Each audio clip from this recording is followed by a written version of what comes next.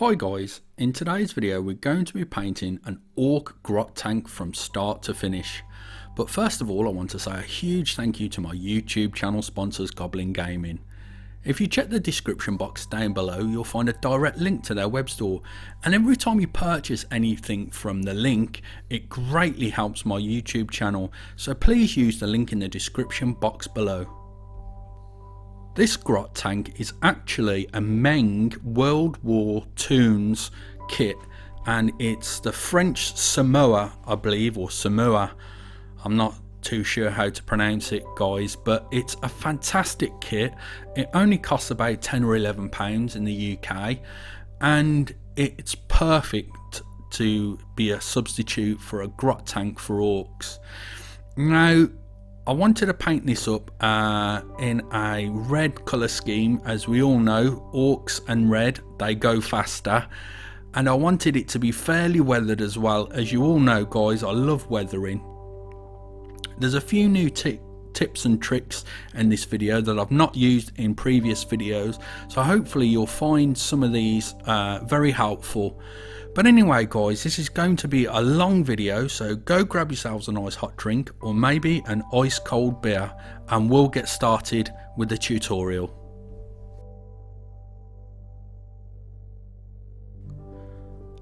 A new primer to me is the Badger Steinores primers. These are actually rebranded 3 times, so MiG Ammo's one shot primer and Ultimate primers are all the same product, so if you pick up any one of those 3 products you'll be getting exactly the same primer. This is a polyurethane primer and it's safe to spray in any airbrush guys, and also it's self-leveling. It's a fantastic primer and I really recommend it. Here I'm priming about 20 psi at 2 to 3 inches away from the model, and I'm letting the primer build up nice and slowly, but as I said a moment ago, it's self-leveling, which is really good to the beginner airbrush user as it will level and smooth itself out as it dries. Now we're going to be doing a new technique called black basing.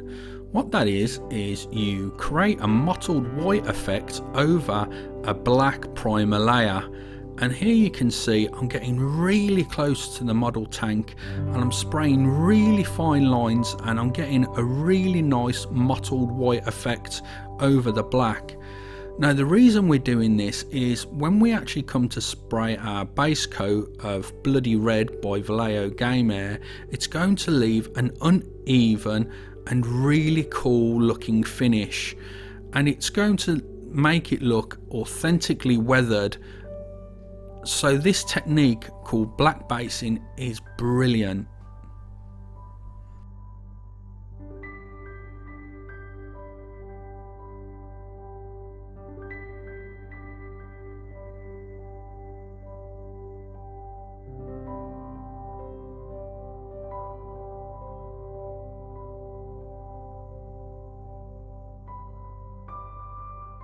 After applying all of the Vallejo Game Air white, I then come in with Vallejo Game Air charred brown, and I'm going to do some pre-shading over the mottled white colour.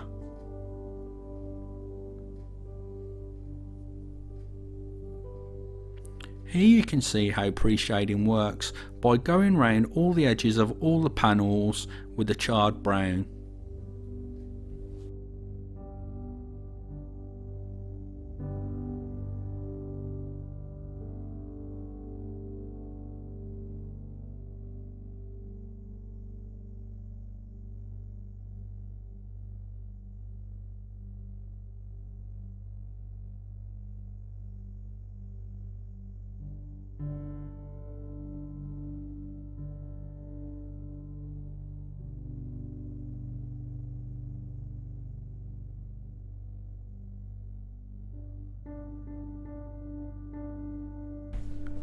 Now we're going to apply the Vallejo Game Air Bloody Red.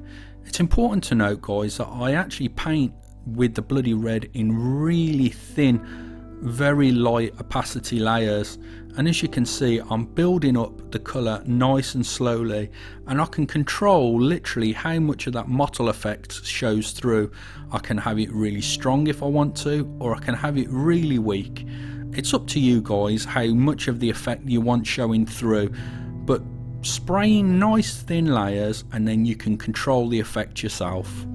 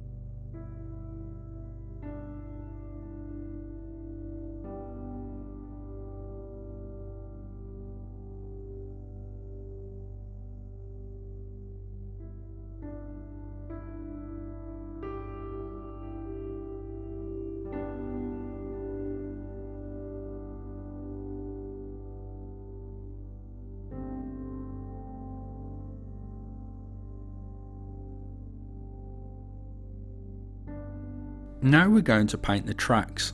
The tracks are black, so it's easier to see what colour they're going to be once primed by using white. So you use Stynel Res white primer.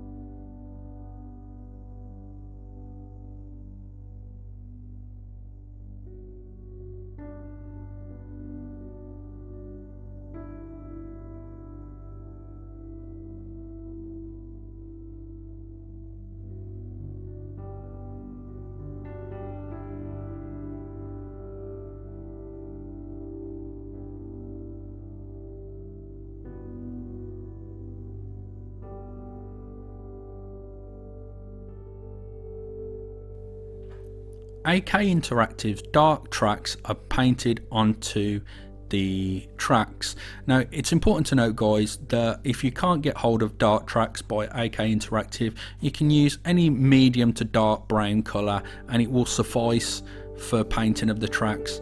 Now I forgot to show you me dry brushing the tracks, but after allowing the dark tracks colour by AK Interactive to dry, I come in with Vallejo Game Air Silver and dry brush all of the tracks.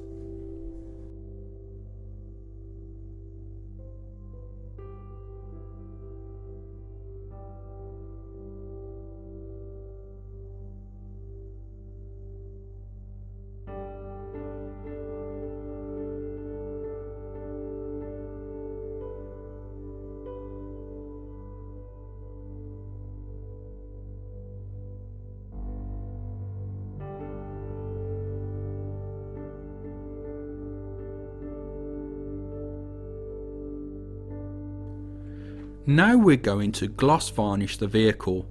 I'm using Vallejo's metal varnish gloss varnish. Now this is an acrylic gloss varnish, guys, and it's really simple to use, spraying really thin light coats until you get a high gloss finish. The reason that we're gloss varnishing the vehicle is a few reasons really. One, to protect the paintwork. Two, so we can lay down the decals nice and flat on the surface. And three, so we can do a pin wash or a panel line wash, if you will.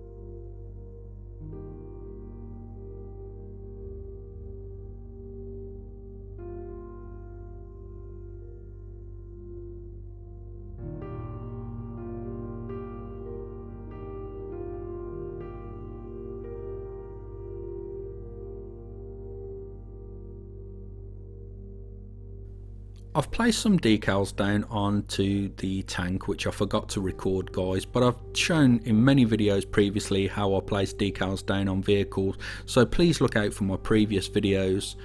But here I'm pin washing, and as you can see I'm using a thin brush and I'm just going over all of the panel lines with the MIG Ammo black wash.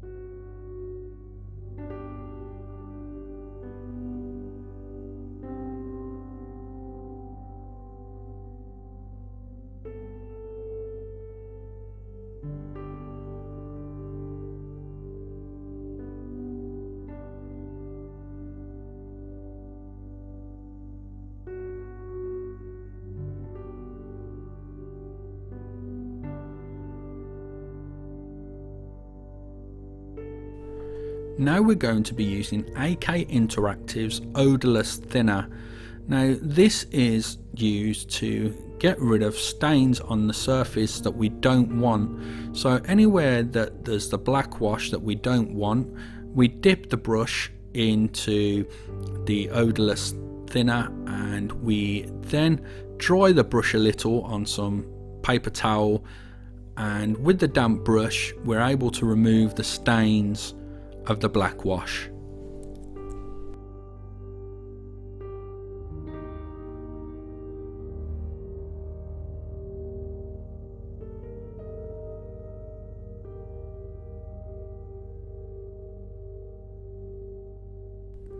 After removing all of the stains, we're going to come in with AK Interactive's Ultra Matte Varnish. This is to get rid of that horrid looking gloss varnish and to seal in the decals.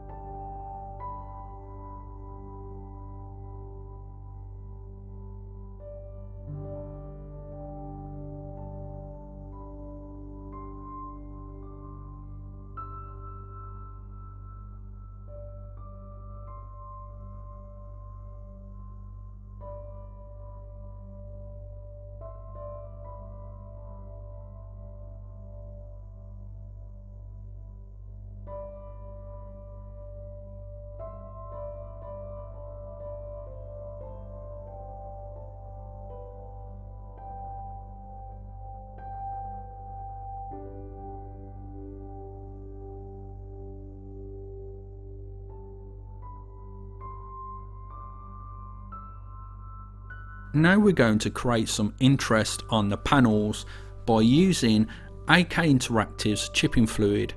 You can use Games Workshop's Rhinox Hide or Vallejo's Charred Brown for this, and you'll get very similar results.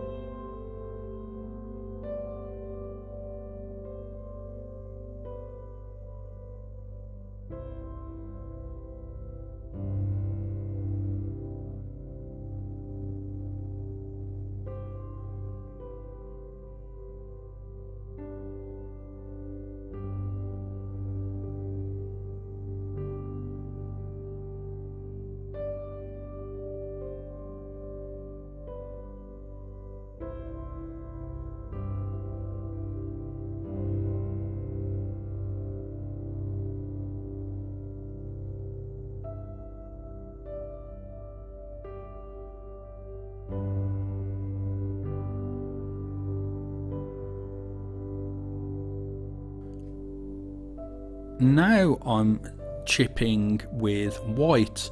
Now it doesn't matter which white colour you use here, guys. It could be Vallejo, Model Air, Game Air, Games Workshop, or any other manufacturer of white acrylic paint. So we're just chipping onto the tank with the white paint, and we're being really careful not to oversaturate the tank with too many white chips.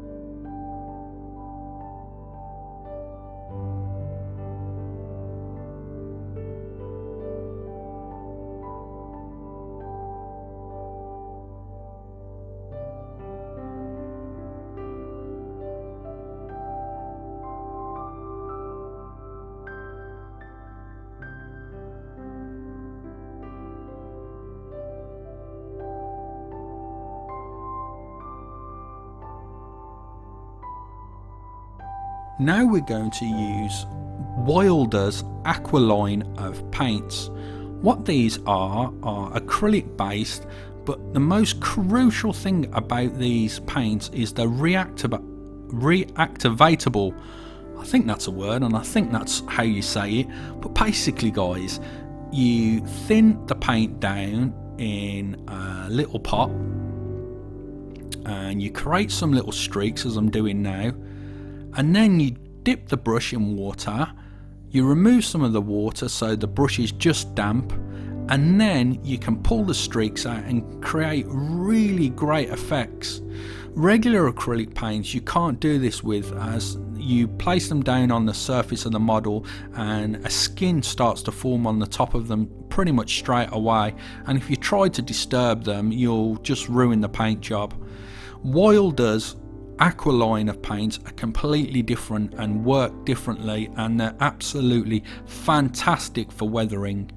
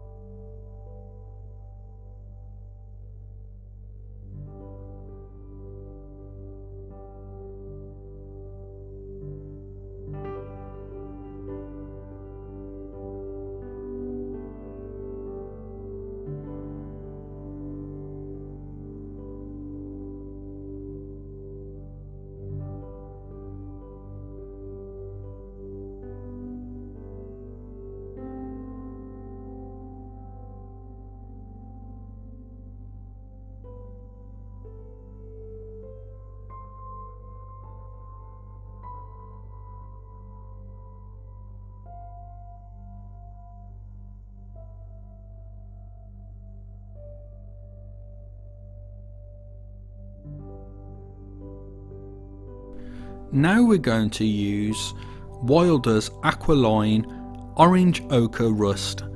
Now this is a very bright rust colour, so less is more in this case, and I just add it around selective areas just to add interest to the tank.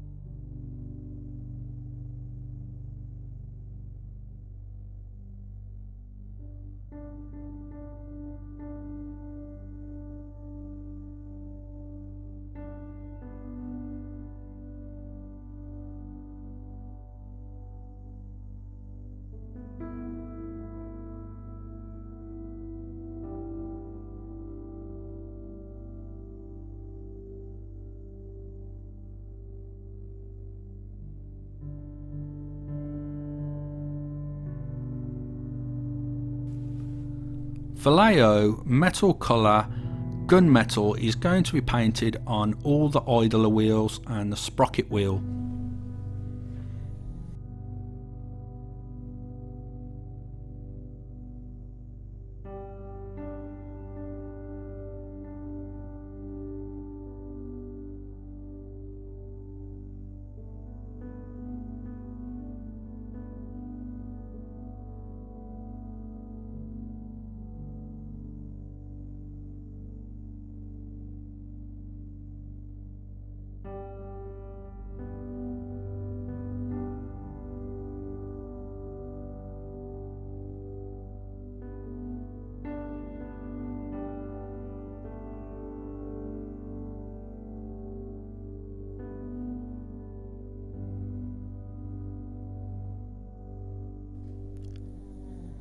Wilder's black smoke is going to be placed on the area where the exhaust would naturally blow out smoke.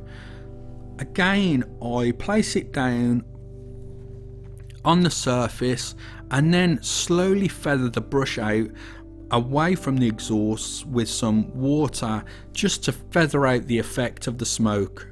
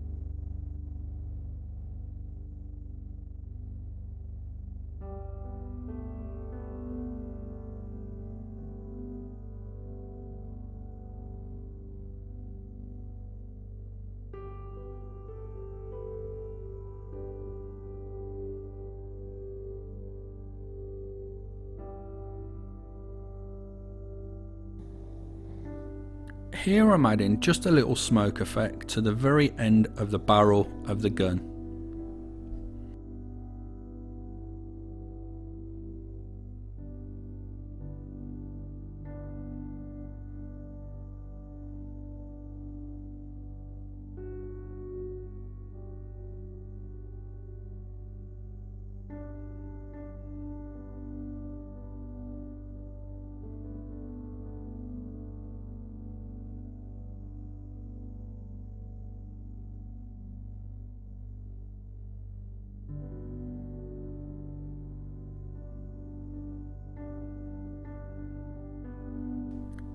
Now we're going to add some pigments to the vehicle. We're going to use Vallejo Pigment's Desert Dust.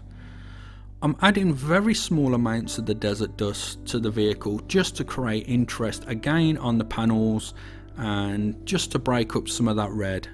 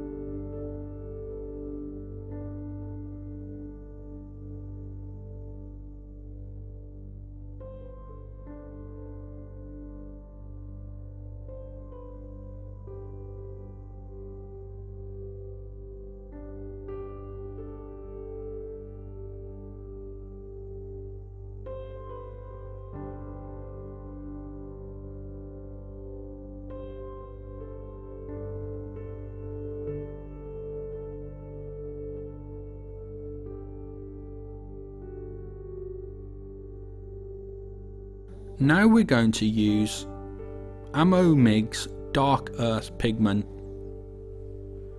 Again, as before with the other pigment we just used, I'm just building it up slowly on the surface of the model, especially on all of the track area where mud would naturally form.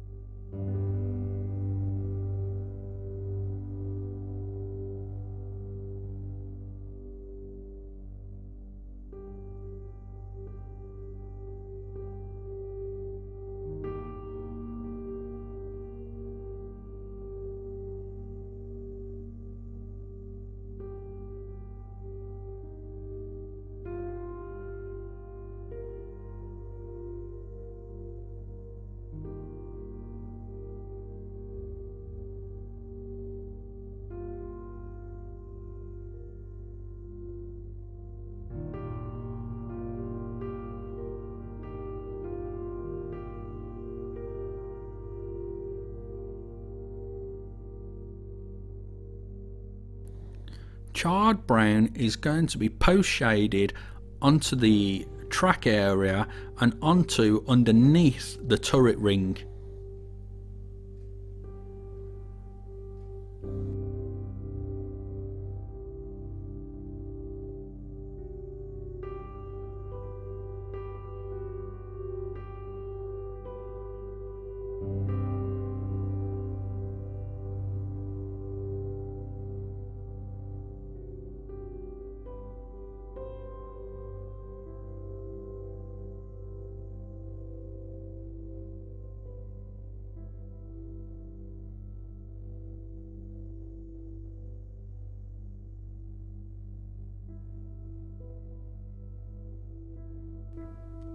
And here you can see the finished Grot tank. I had so much fun painting this tank, guys. It's such a great kit to work on, very simple to build, bags of detail and really cheap to purchase. I highly recommend the Meng tanks from the World War Toon series. So guys, let me know what you think of the colour scheme in the comments field down below. Don't forget to check the links in the description box below for Goblin Gaming. It is Orktober, guys, and Speed Freaks comes out real soon, so stay tuned to Goblin Gaming to get your orders in of Speed Freaks. And lastly, guys, I want to say a huge thank you for taking the time out of your day to watch this video, and I'll catch you in the next one.